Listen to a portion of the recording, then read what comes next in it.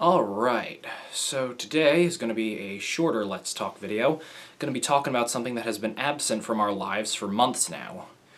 Crowds. Ever since this virus hit us, crowds have been a thing of the past.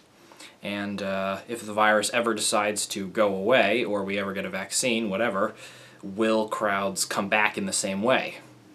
But of course, up until 6 months ago, crowds are very commonplace. You would run into them, at concerts, conventions, malls, just, a large group of people in a smaller or enclosed space. Everybody either standing around for something or trying to navigate to different places. You might end up getting an elbow bumped into your stomach, someone's face in your face, someone's butt in your face, who knows. And the most common time I would encounter crowds would be at school, being a youngster. So back in high school, my high school, especially in the later years I had high school, more and more kids were coming to the school as each, class down had more students in it.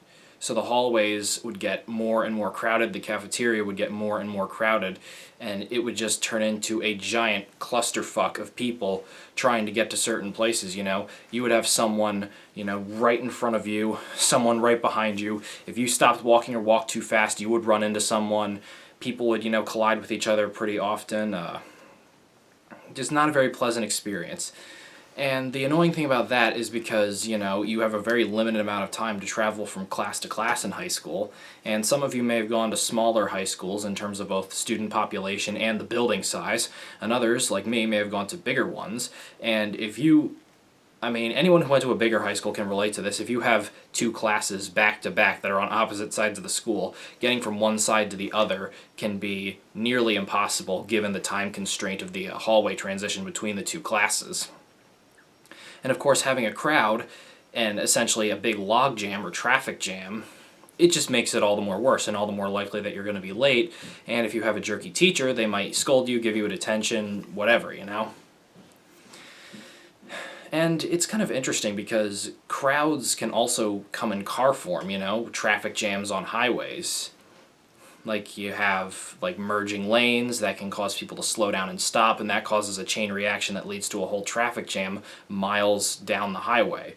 Or you could have just something that slows down traffic, like an accident, an animal crossing the road, and just everything stops, and all the cars behind them stop, and then they start going, but the chain reaction isn't fast enough to where all the cars can start going in unison. They gradually start to go again, and it just builds up really, really fast. And it can easily be the same way with people in crowded areas too. Because, you also have conventions. You might be trying to navigate a convention. I've been to the Too Many Games convention held in the outskirts of Philadelphia, which, as you know, is where I reside.